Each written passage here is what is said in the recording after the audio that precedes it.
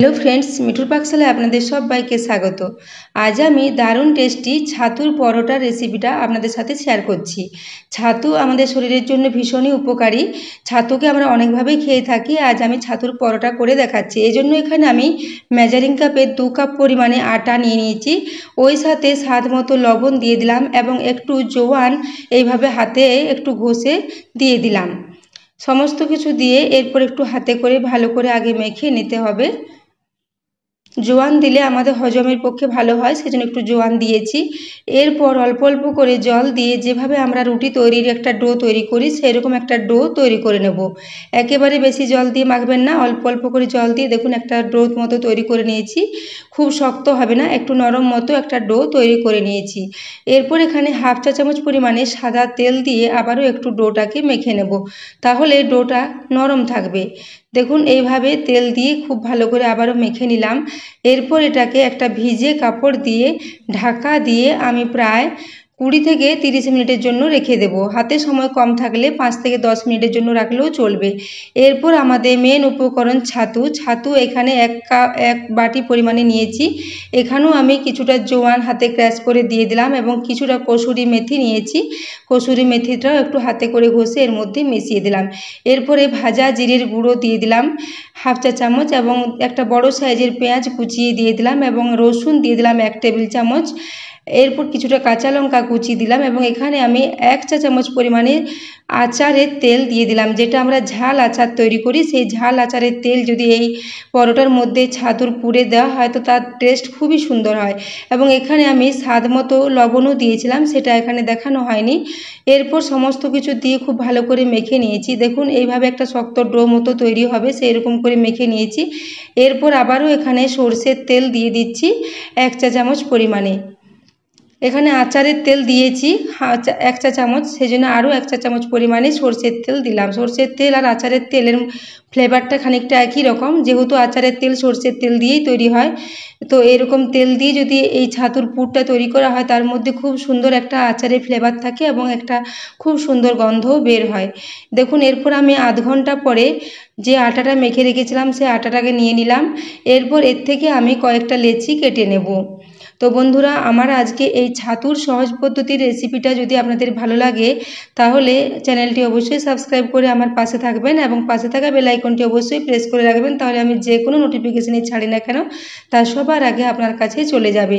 দেখুন এরপর একটা ডো নিয়ে প্রথমে হাতে আবারও গোল গোল করে একটু পাকিয়ে নিলাম। এরপর একটা বাটি মতো তৈরি করে নেব। কিনারাগুলো একটু মোটা রাখতে হবে এবং সাইডগুলো একটু পাতলা পাতলা করে এইভাবে একটা বাটি মতো তৈরি করে নিয়েছি। এরপর চামচে করে ওই যে ছাতুর পুরটা তৈরি করেছিলাম সেই ছাতুর পুরটা এখানে 2 চামচ থেকে 3 চামচ মতো দিয়ে দেব। যতটা দেওয়া যাবে এইভাবে টিপে টিপে দিয়ে দেব। দেখুন এখানে আমি 2.5 চামচ মতো দিয়েছি। এরপর সাইডের যে কিনারাগুলো আছে সেগুলো হাতের সাহায্যে একটু টেনে টেনে এইভাবে জড়ো করে নেব, তাহলে খুব সহজে এগুলো একটার সাথে জড়ো হয়ে যাবে। এবং এইভাবে উপরের দিকটা ভালো করে মুড়ে দেব আর পরোটার সাথেই। দেখুন এইভাবে আমি আবারও হাতের সাহায্যে একটু গোল গোল করে পাকিয়ে নিয়ে এইভাবে একটু চ্যাপ্টা করে নেব, যাতে ছাতুর পুরটা সব দিকে সমানভাবে ছড়িয়ে যায়। এরপর আমি একটু শুকনো আটা নিয়ে নিচ্ছি।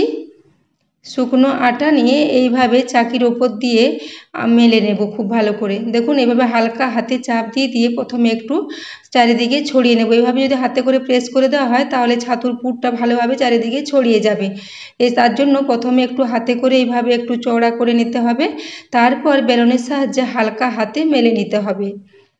এটা মেলে নেওয়া খুবই সহজ এবং এই একই পদ্ধতি মেনে যদি আপনারা এটা করেন তাহলে পুর বেরিয়ে যাবার কোনো সম্ভাবনা নেই, খুব ভালো মতো এটা তৈরি হয়ে যাবে।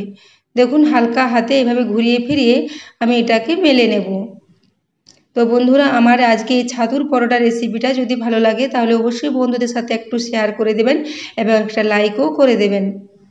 দেখুন এইভাবে ভালো মতো করে গোল করে মেলে নিয়েছি। এই পরোটা একটু মোটা হবে, খুব বেশি পাতলা হবে না। দেখুন এইভাবে আমি এটাকে মেলে নিয়েছি। এদিকে গ্যাসে আমি আগে থেকে একটা তাওয়া গরম হওয়ার জন্য বসিয়ে রেখেছিলাম। তাওয়ার মধ্যে আমি তেল দিইনি, শুধু তাওয়াতে আগে পরোটাটা দিয়ে দিলাম, তারপর এক পিঠ হয়ে গেলে আরেক পিঠ উল্টে দিলাম।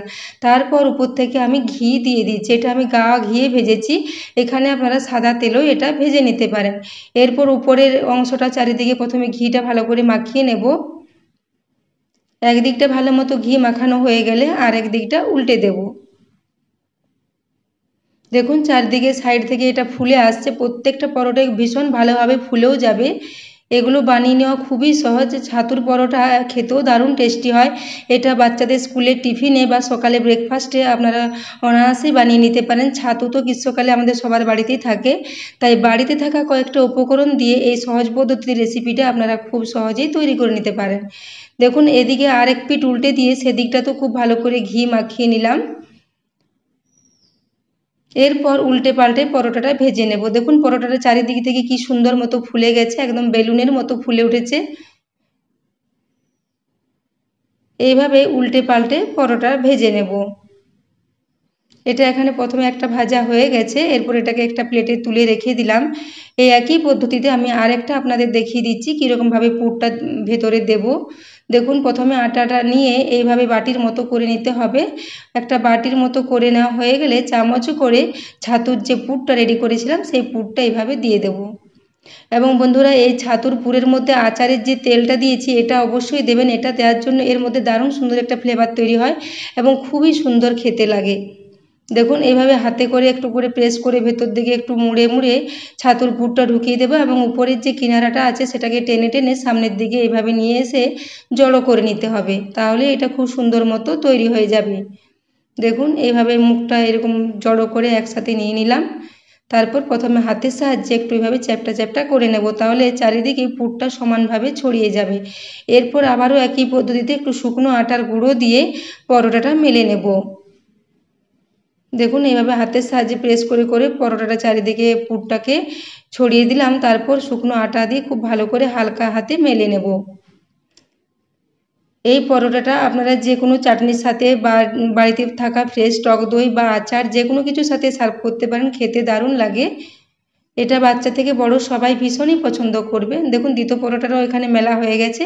ওই একই পদ্ধতিতে প্রথমে এক পিঠ সেঁকে নেব, তারপর এক পিঠ উল্টে দিলেই উপর থেকে এবারে ঘি দিয়ে ভালো করে ভেজে নেব।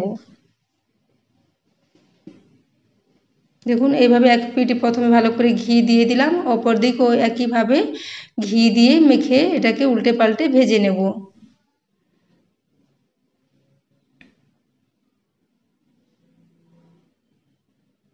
এক পিঠ উল্টে দেব।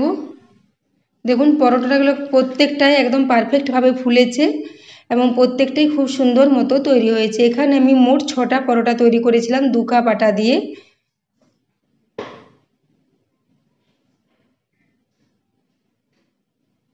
দেখুন এইভাবে পরোটাগুলো সমস্ত আমি একের পর এক উল্টে পাল্টে ভেজে নেব। তো বন্ধুরা আমার আজকে এই সহজ পদ্ধতির ছাতুর পরোটা রেসিপিটা যদি আপনাদের ভালো লেগেছে তাহলে কমেন্ট করে অবশ্যই জানাবেন যে আপনাদের কেমন লেগেছে। দেখুন এইভাবে উল্টে পাল্টে সমস্ত পরোটাগুলো আমি ভেজে নিয়েছি। এরপর আমি এটাকে বাড়িতে থাকা ফ্রেশ টক দইয়ের সাথে সার্ভ করে দিলাম এবং উপর থেকে একটু বাটার দিয়ে দিলাম। এইভাবে আপনারাও পরোটা তৈরি করুন এবং সার্ভ করুন। এগুলো খেতে অসম্ভব সুন্দর হয় এবং পরোটাগুলো এত মুচমুচে এবং নরম হয়েছিল। দেখুন আমি একটা হাতের আঙুল দিয়ে সহজেই পরোটাটা ছিঁড়ে নিতে পারছি। খুবই নরম হয়। এইভাবে যদি আটা মাখা হয় তাহলে পরোটাগুলো খুবই নরম তৈরি হবে। এরপর এটাকে আমি বাটারের সাহায্যে দিয়ে আর একটু টক দই দিয়ে সার্ভ করে দিয়েছি এবং একটা দেখুন ছিঁড়ে দেখিয়ে দিচ্ছি ভিতরটা যে ছাতুর পুরটা চারিদিকে কি সুন্দর মতো ছড়িয়ে গেছে। মানে সমস্ত পরোটার মধ্যে পুরটা সমানভাবে ছড়িয়ে আছে। ওইভাবে যদি হাতে করে একটু প্রেস করে দেওয়া হয়। তো বন্ধুরা এতক্ষণ পর্যন্ত রেসিপিটা দেখার জন্য আপনাদের অশেষ ধন্যবাদ। দেখা হচ্ছে পরের কোনো ভিডিওতে।